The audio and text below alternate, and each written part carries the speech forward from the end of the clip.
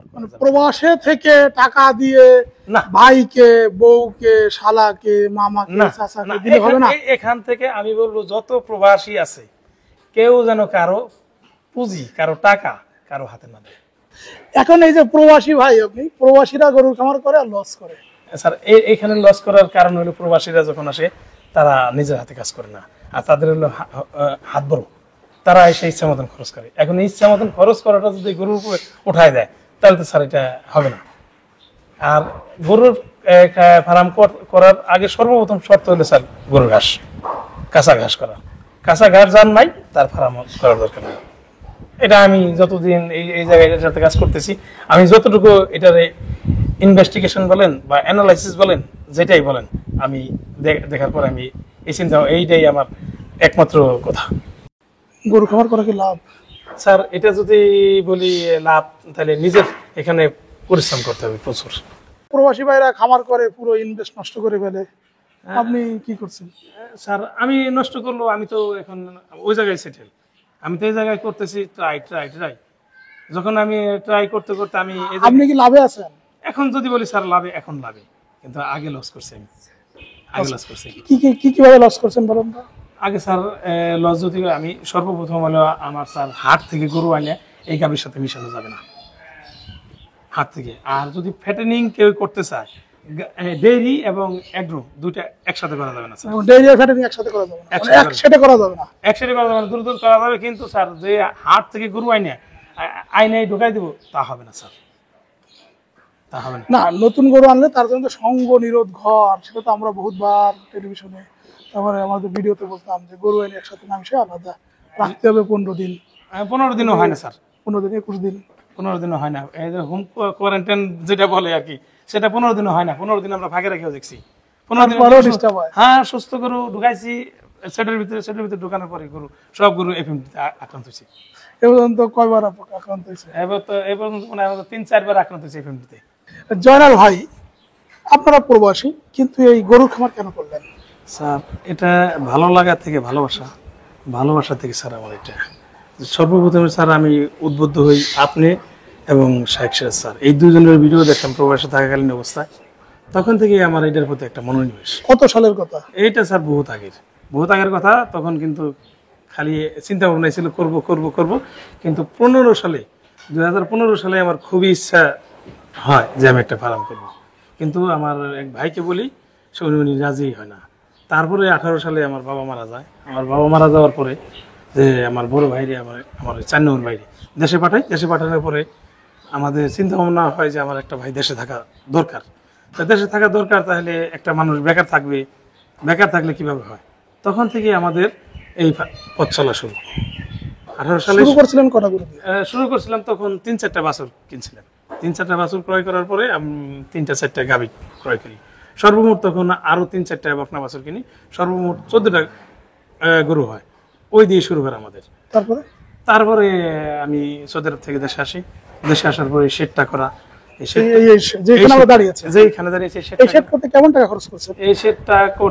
শেডটা প্লাস মাটি ভরাট করা, তারপর আপনি পাশে পিছিয়ে একটা ছাগলের জন্য একটা ঘর করা, 15-16 লক্ষ ফ্যাটেনিং ছিল। ফ্যাটেনিং তারপর বছর আমরা খরচ করি, যে আমাদের প্রায় 40টা গরু ছিল, আমরা একটা গরু বিক্রি করতে পারিনি। তখন থেকে আমরা ওই বছর তারপরের বছর বিক্রি করার পরে আমরা ফ্যাটেনিং এ যাই। আমাদের এখন ওই মোটামুটি শেডটা পুরাই গরু গাবি ডেইলি। এখন কি পরিমাণে আছে? এখন যদি বলি যে দুধ দেওয়ার মতন 37-38টা গরু হবে। টোটাল গরু আছে কত? টোটাল গরু এখন মনে হয় 90টার কাছাকাছি স্যার। 90টা। শুরু করেছিলেন 14টা দিয়ে স্যার। 19 সালে? 17, 18, 19 সালে। আচ্ছা, এই যে ধরেন খামার করেন, আপনার উপজেলা তো প্রাণী সম্পদ অধিদপ্তর আছে। জি স্যার। তারা কি ধরনের সহযোগিতা করে? তারা স্যার সর্বাত্মক চেষ্টা করে, কিন্তু তাদের জনবল কম, লোকবল কম। তারা মনে করেন দুয়ার উপজেলাটা কমসে কম 25 কিলোমিটার লম্বা হবে। আমরা আছি সেন্টারে। এখন ডাক্তার সাহেব আছে ধরেন অরঙ্গাবাদ বাররা, এখান থেকে 12, 14, 15 কিলোমিটার দূরে। আমার দরকার এখন, সে তো আসতে পারতেছে না, সে আসতেছে 2 ঘন্টা, 3 ঘন্টা, 4 ঘন্টা পর। তখন এই জায়গাটায় আমাদের সমস্যা হয়। আপনারা কয় ভাই বা একটু পরিবার সম্পর্কে জানতে চাচ্ছিল? আমরা 7 ভাই। 7 ভাই। প্রবাসে থাকেন কয় ভাই? 7 ভাই। 7 ভাই প্রবাসে থাকেন? জি স্যার। সবাই কোন দেশে থাকেন? এক জায়গায় সৌদি আরব।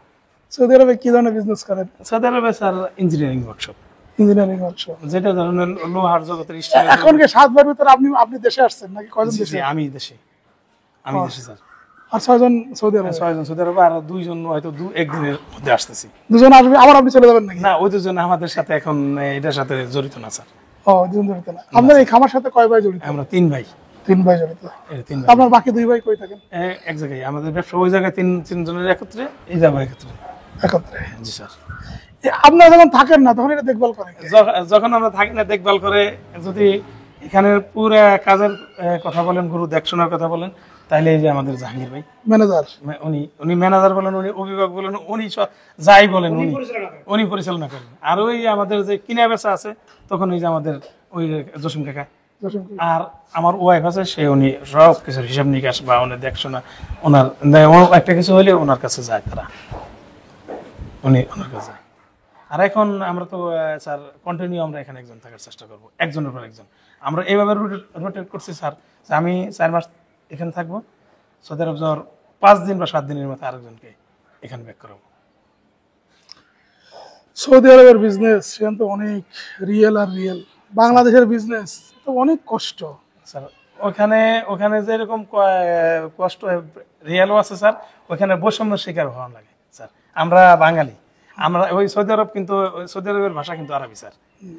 স্যার আমাদের সৌদি আরবের পাশের একটা দেশ ইয়েমেন, যেটা তারা আমাদের দেশের ইকোনমির আরো 100 বছর 1000 বছর তারা চলতে পারবে না, কিন্তু তারা কি বলে আমরা বাঙালি, তারা আরবিয়ান। এই যে একটা বৈষম্য স্যার। আবার সৌদিরা কি করে, আমরা বাঙালি, আমাদেরকে তারা এরকম পাত্তা দেয় না। ওই একটা আরবিয়ান, সে কাজ জানে না, কিছু জানে, তাকে কাজ দিয়ে দেয়। অথচ আমরা কাজ জানি, আমরা প্রফেশনালি, কিন্তু আমাদেরকে কাজ দেয় না। আমরা ভাষা জানি না, তাদের ভাষায় যার সাথে যে কথা বলে শান্তি আছে। জি স্যার। এটা আপনি আমরা একজন লোক আইসা যদি বাংলা কথা বলে, আপনার সাথে সাথে বুঝা যাবেন এই বাঙালি না। ধরেন এখন আপনাদের এখানে প্রায় 90টার মতন গরু, যদি 3 ভাই চলে আসেন দেশে, এসে যদি গরু খামার দেখাশোনা করেন, তো মাসে কি 3 লাখ টাকা ইনকাম করতে পারবেন না? এখন স্যার সামনে করা সম্ভব। এখান থেকে স্যার, আমি একজন মানুষ, যে মনোবল আমার এত শক্ত, আমি কোনো মনোবল হারাই না স্যার। যদি আসেন, এই গরুর খামার উপরে নির্ভর করে কি 3 ভাই চলতে পারবেন? আমরা স্যার এটার পাশাপাশি আমরা অন্য কিছু করার চিন্তা ভাবনা করতেছি। কি করছেন? আমাদের এটার পাশাপাশি চিন্তা ভাবনা ছিল অনেক আগে থেকে আমার, যে আমাদের যে জকরা বাজার, এই বাজারে একটা মিষ্টির দোকান করা, বা মিষ্টির দুধ থেকে একটা মিষ্টির কারখানা করা। কারণ আমাদের এটা হলো মুসলিম এলাকা। এইখানে আপনি 100 জনের মধ্যে 2 জনও পাবেন না হিন্দু। এই যে আমাদের যে বিলাসপুর ইউনিয়নটা আছে, এখানে একজন হিন্দু নাই। আর এখন মানুষ, আমাদের দেশের যে আড়াই আছে, সবারই ছেলে মেয়ে মাদ্রাসায় পড়ায়, তারা ওই ইসলামিক মন মাইনে চলার চেষ্টা করে। তারা চিন্তা করে হিন্দুর হাতেটা খাওয়া যাবে না, এই মুসলমানেরটা হইলে ভালো হয়, এরকম একটা চিন্তা ভাবনা আছে। যদি কোনো প্রবাসী ভাই গরুর খামার করতে চায়, তাকে একটু পরামর্শ দেন। হ্যাঁ, আমি বলবো, যদি কোনো প্রবাসী ভাই গরুর ফার্ম করতে চায়, তবে তাকে সর্বপ্রথম করতে হবে ঘাস চাষ। তারপরে যদি সে নিজে কর্ম করতে পারে, তাহলে সে আসতে পারে এখানে, এখানে আসতে পারে। একজনের উপর নির্ভরশীল হয়ে গরুর খামার করা যাবে। প্রবাসে থেকে টাকা দিয়ে না, ভাইকে, বউকে, শালাকে, মামাকে, চাচাকে দিলে হবে না। এখান থেকে আমি বলবো, যত প্রবাসী আছে, কেউ যেন কারো পুঁজি, কারো টাকা কারো হাতে না দেয়, নিজেরটা নিজের। সে তাকে বাবা পাঠাইছে, বাবাকে সে ভরণ পোষণ দিবে, ভরণ পোষণ করবে, খাওয়াবে, পড়াবে, সেটা তার দায়িত্ব। কিন্তু ওই যে বাপের যার একটা ছেলে আছে, যে তারা সে মানুষ করবে, সেটাও ভাই হিসেবে সে করবে, আমি না বলবো না। কিন্তু নিজের পুঁজি ভাইকে, বাবাকে কারো কাছে আপনি কি এই গরু খামারে কোনো প্রশিক্ষণ নিয়েছেন? জি না স্যার, আমি কোনো। আপনারা যদি 3 ভাই, আমি অনুরোধ করবো যে 3 ভাইয়ের যে কোনো একটা ভাই, আমাদের একটা জহুরুল ইসলাম স্যারের একটা ট্রেনিং আছে, এরকম একটা ট্রেনিং, আবাসিক ট্রেনিং 5 দিন, ওখানে থেকে খামারের ভিতরে থেকে ট্রেনিং নেওয়া। এই ট্রেনিংটা আপনারা নিলে হবে কি, যে আপনি অনেক কিছু জানেন, ওইখানে যাওয়ার পরে আপনি জিনিস জানেন, ওইখানে ঠিক সেম কথাটা বলবেন, আসলে আমার জানাটা ঠিক আছে। আবার নতুন কিছু জিনিসগুলো জানবে। ওই জিনিসগুলো জানলে হবে কি, যে ভবিষ্যতে যেমন আপনি যে মিষ্টির দোকান দিতে যাচ্ছেন, জি। ওরা ওই মিষ্টি কিভাবে তৈরি করতে হয় সেটাও শেখায় দেয়, অনেক কিছু। টোটাল 3 দিনে তো 5 দিনে 60 ঘন্টা টানা জি। ট্রেনিং, অনেক উপকার আসবে। স্যার এই জহিরুল ইসলাম স্যারের কথা বললেন, এই সর্বপ্রথম যারা কাজ তো উনি চীন থেকে আনি। জি। ওনারে আমার দেখারই খুব ইচ্ছে, যেমন আপনাকে দেখার খুব আগ্রহ। যেমন আরেকটা লোক, এই লোকটা আল্লাহ ভাগ্যে আছে কিনা, যেমন স্যার শাইখ সিরাজ, তারাই না আমার না, দেখার, ওনার সাথে যোগাযোগ করেন, হয়তো আসবেন। ওনার সাথে আমার দেখা। উনি খুবই ভালো মনের মানুষ, এবং আসেন, উনি খামারিদের পাশে আসেন। আমি মনে করেন যখন আপনি এই গত কিবারে শুক্রবারে বলছি স্যার, আপনি ফোনটা কলটা করার সাথে সাথে আপনি রিসিভ করছেন, রিসিভ করার সাথে সাথে আপনি বলছেন কবে আসবো, তখন আমি স্যার মানে এত আনন্দিত, আমি তার এরকম আনন্দ আমি কোনোদিন উপভোগ করি নাই।